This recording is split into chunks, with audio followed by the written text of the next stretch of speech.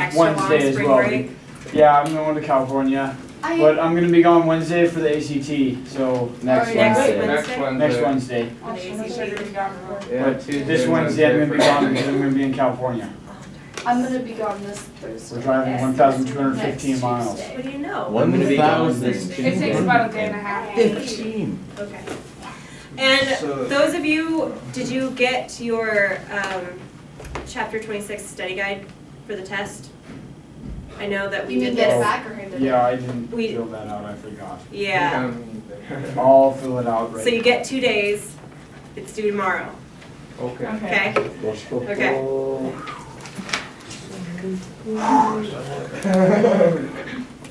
Okay. It was kind of a long weekend. It was. It was, I don't know It felt like a why. long weekend a little bit. I enjoyed it. I'm gonna enjoy this weekend. But what we were talking about last week. And we all get to hang out. We were talking about the Cold War. Yeah. And Anything Yeah. specific? That Russia Red Scare. keeps on, is staying with us in And the we talked bomb about development area. the communist fear. Communist fear, yeah. Scare, Senator McCarthy. McCarthy. Joseph McCarthy. Joseph McCarthy from Wisconsin set up the Red Scare. McCarthyism. Remember the Hollywood 10? Yeah. Let's see. Anything else? Got McCarthyism. There he is. Alger Hiss, Rosenbergs. They were Spy. spies. Yeah. Wait, was Alger Hiss actually a spy? He was accused of espionage. I think he might have leaked some secrets to the Soviets, but why were we so dead set on searching for spies? The Soviets had Yeah, The they- Crucible. they had the atomic bomb a lot faster than expected. Okay. Whoa. McCarthy. And we started this on Friday, but we're just going to continue it. So, two nations live on the edge. In the 1950s, US and USSR came to the brink of nuclear war. So, USSR exploded their first atomic bomb in 1949, way earlier, like 3 years before we thought that they would explode it or have it. So President Truman decided to develop the H-bomb, which is 67 times the power of the bomb dropped on Hiroshima. 67, or what were you saying, Brian? 67, 68, 94, 94. every other number. Yeah, so way bigger. Sounds like a goal. Let's just say way bigger than the bomb dropped on Hiroshima. Yeah. 1, 2, 3, 4, 5 through 12. Okay. The U.S. had the H-bomb November of 52, and the USSR said, oh yeah? Well, we're gonna make our own H-bomb, and had it August of 53. So you see that the two countries, US and USSR, are building up their nuclear arms. Quite scary. Brinkmanship, the theory that you go to the edge of all-out war. So this idea that we'll scare them into submission, right? We'll build up our nukes so much that you don't want to mess with us. But the problem is that both sides do the same thing. Eisenhower becomes president, and his Secretary of State was John Foster Dulles. Dulles set up a large anti-communist campaign. He said, we need to use all force, even the H-bomb, to stop the spread of communism. So you're saying he wasn't a very dull guy? No, he wasn't a dull guy. I was hoping it was spelled D-O-L-E, so like the weird Like company Dole. Dull. He likes pineapple. Yeah, I do. We have one. Whatever helps foster that love of history, Parker. We have a pineapple in our refrigerator. Okay, under brinkmanship, we had a buildup of nuclear arms. The race was on with the USSR. Foster Dulles. Yeah.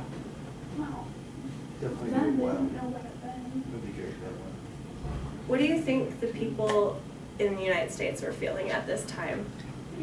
Paranoia? So you were feeling like. Terrified. You ever see- I mean, you have to watch out for McCarthyism, you have to watch out for communism. Everyone's a communist. Everybody's a communist and you have to watch out for the anti-communists because they'll get you too. And now you have to build bomb shelters, fallout shelters. It was a very scary time. And Mr. Roach and my mom both have told me about the drills. They had fire drills, they had earthquake drills, and they had bomb drills. Get under your desk, cause that's gonna save you from a bomb. Exactly. Boom. And just to get you up and moving, everyone hide under their desk. I'm serious. Hide under your desk. I don't know if I can this fit is it. awful. Hide under your desk. This is This is a drill. Hide under your desk. Okay, our desks provide no protection whatsoever. Actually, you can, these desks support This up is to smaller than Do you feel? That's logical. Do you for our feel school. protected I if do. there was an atomic Yes. bomb that dropped on the school? Wait, I actually, I'm protected right now. Safe gonna start running Let's around. take you. That's why the earthquake drills are. I feel actually pretty protected right over there. Okay, you can get back in your desks. No. Is this Parker? I got my head covered too. Oh, But I mean, the desks back then, of course, they were a little Oh jeez. A little bigger? Actually, I think. Anders. Really? Somebody get the Typing. mother. Come on, Anders. The desks back then were a little bigger, right? I hope so. A little bit, but still, like, would you feel safer even if there was that a little bit bigger? Well, these desks Well, support up if to it was- 400 pounds apiece, and so, I you know. know, but Against that's not much radioactive. protection. I mean, Right. it's coming, if it came down right Against on something top of that's it, doing you come right here, come megatons right of- here, there. Yeah. Plus, imagine if the desks were hurtled at you too. I heard it. I go Yeah. hide under my stuff. I'm like the I remember- Been there first. Hide in Mr. It's a big desk, it might help. But I remember in Hobson, I went to school in Hobson, and they took us There's down no to down. their shelter. And I know that Hobson is a small school, but that shelter was tiny. It was like from these two desks, right there, to there. And we all went in, and of course we have like 9 kids in our class. We're just crammed in there, and the teacher shows us all the crackers that they can have because radiation, right? After the bomb, you can't pop up, right? And you're like, oh, okay. There's gonna be radiation, so you have to stay there for, I don't know how long it was. 3 days? Is it? Something like that, yeah. So you have to have food, water, materials, you know. I have to go to the And bathroom. you have to Be quite the Instagram. you have to have those materials last. You know? I mean, you could just Stuck keep in brown shelter. replenishing them, but those crackers, boys, those crackers that you have, probably, I don't know, a Probably year stale old, and 2 raw. years old, yeah, Yeah. nasty. Delicious. Twinkies. Just like mom used to make. Twinkies never go bad. So this is an image of a fallout shelter. They have air filter, plumbing, emergency oxygen down here, food and water, batteries, radio. Plumbing wouldn't be the best thing. The water source would just get radiated. If it came out right there, yeah, Got Periscope. knocked off the air filter, Down Periscope. yeah. But can you imagine seeing advertisements for fallout shelters in magazines? JCPenney? wouldn't say that. And people these days. Home Depot. There'd be a show like Pimp My Shelter. Yeah. Okay, this is something I found that I thought was kind of cute. Revolution, atomic bomb. 1951, duck and cover. There was a turtle by the name of Bert, and Bert the turtle was very alert. When danger threatened him, he never got hurt. He knew just what to do.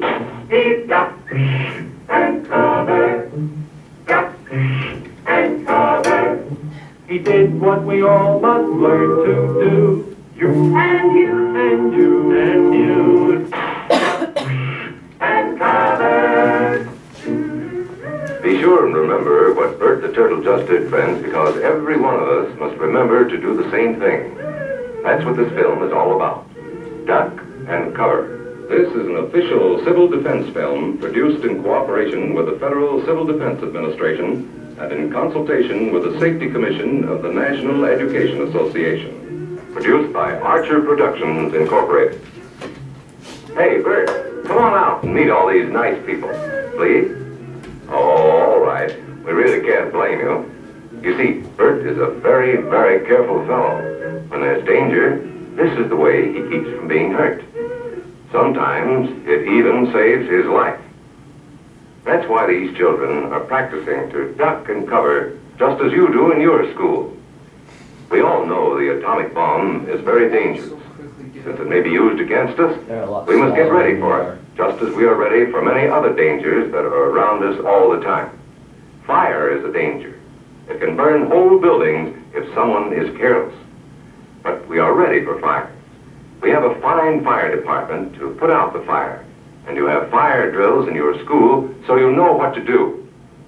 Automobiles can be dangerous too. They sometimes cause bad accidents, but we are ready.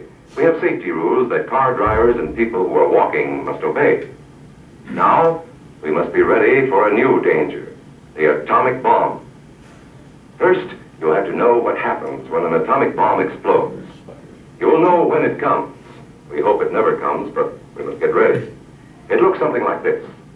There is a bright flash, brighter than the sun, brighter than anything you've ever seen.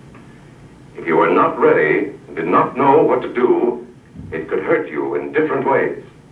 It could knock you down hard or throw you against a tree or a wall.